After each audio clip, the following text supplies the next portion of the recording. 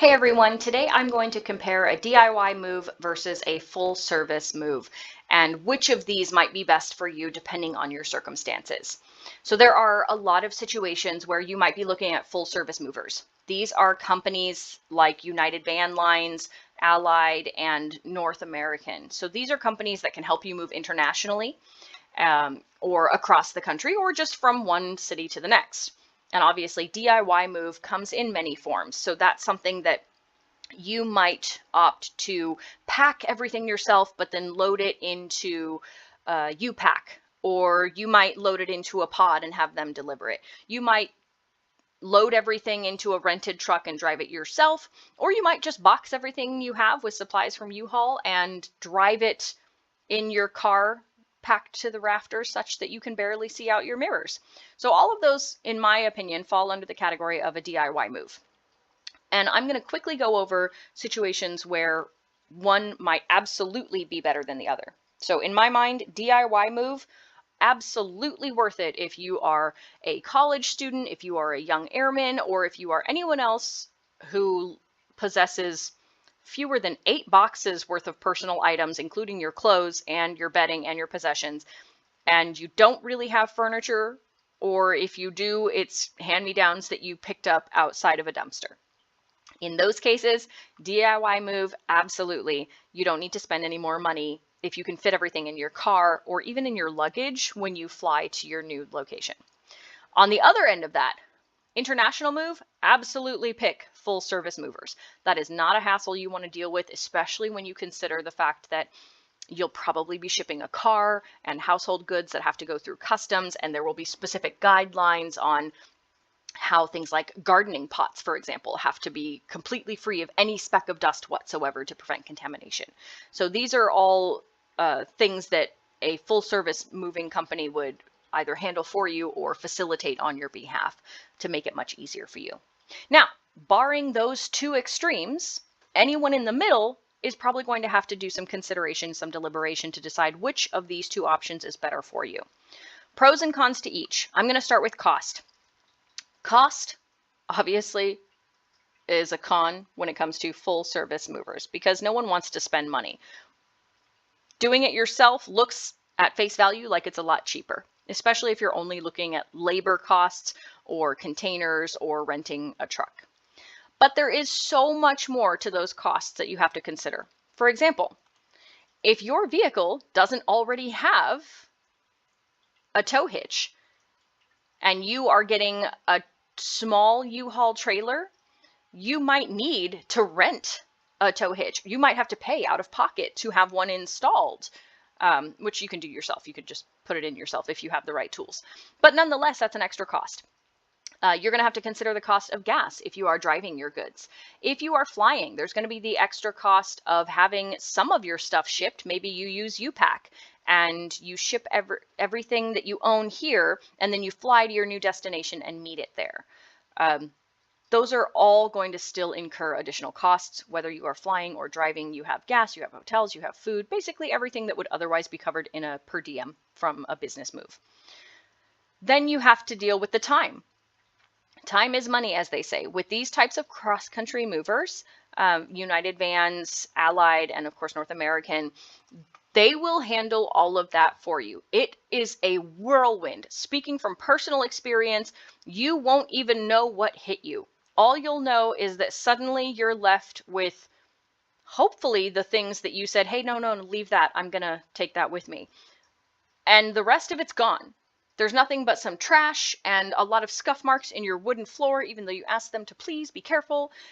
And that's it. All your things are packed. Now, the downside there is that, of course, when you get where you're going, everything is mixed up because they are not going to pack the way that you might pack or the way that I absolutely pack, which is methodical and based on location because I want to very easily be able to unpack when I get where I'm going. I want all my kitchen things to be in the kitchen. When you book companies like full service movers, that's not the case. They have several people, usually men, who show up and just throw anything and everything they can, no matter the room or the location or the item, into different boxes. Whatever will fit wherever. Their goal is to get it done quickly and quickly. I can't stress this enough. And when they unpack your goods, if you have a full service move, they will likely unpack, or rather unload, all of your items and then reassemble furniture that they disassembled. They will equally apply the same quickness to all of that. Now, that can be a good thing because it means, bam, all your stuff is set up. But in my experience, it also means that it's not their stuff. They're not going to take as good care of it as you are, They might strip some bolts when they put your outdoor furniture back together because they're just trying to rush through it so they can get on to the next job. Because remember, these are large companies. They subcontract. So the actual labor that shows up at your door is going to be someone local. And you don't know necessarily what background checks they went through or what expertise they have or what skill and training they received. So costs come with a lot of variables, and that is obviously going to change based on your move. Now, to me, all of these things are interrelated. So as I mentioned, these companies, these full service movers, the time is so quick. So if you need to do a move, let's say you got 2 weeks notice and you have to go across the country, these companies can make it happen. It's going to cost you, but they can make it happen. You might not be able to get a UPack or a pod in that same time frame. They simply might not have anything available. You might try to rent a U-Haul truck and a trailer to haul your vehicle and find that they don't have anything where you are. And maybe they won't for a couple of weeks.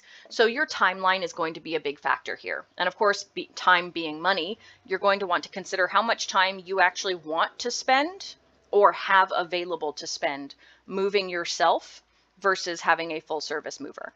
So full service mover can do everything for you, and you really don't think about how long it takes to play this Tetris game right here. Do you see how well these boxes stack?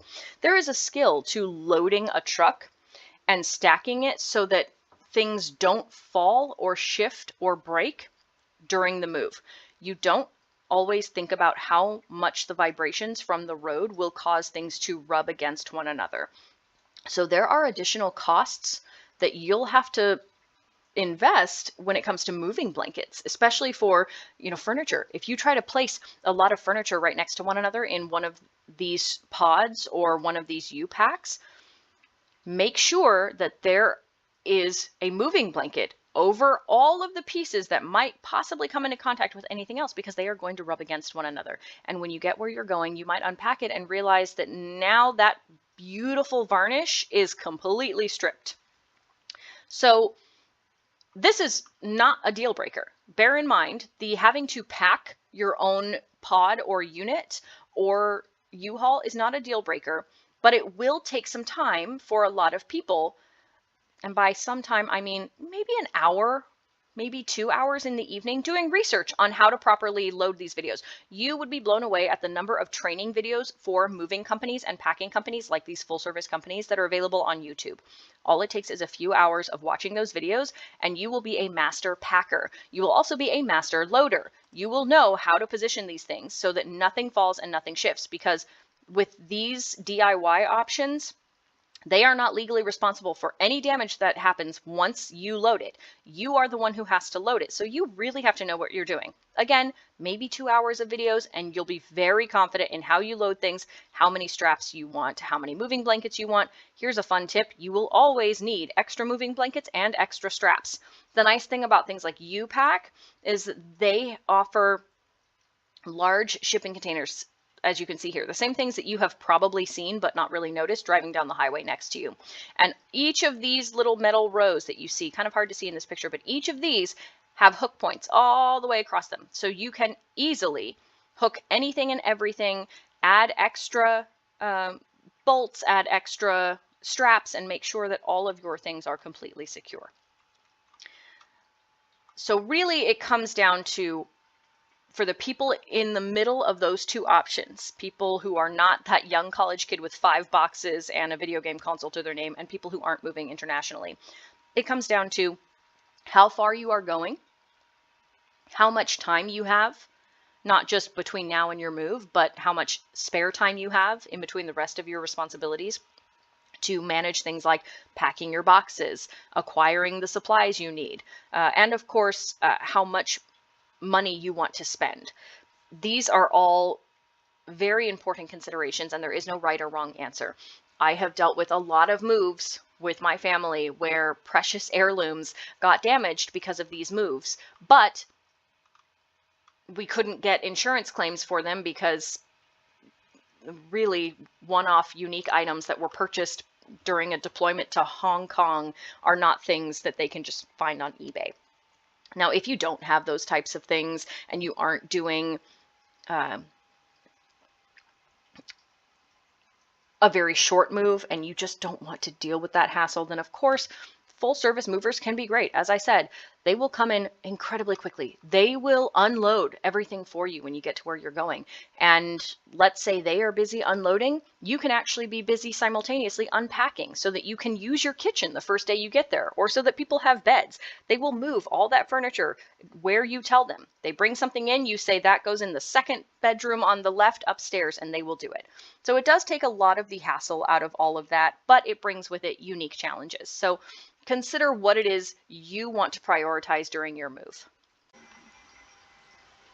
If you are going to consider a DIY move, absolutely use a moving calculator. In fact, use a moving calculator even if you are considering a full service move.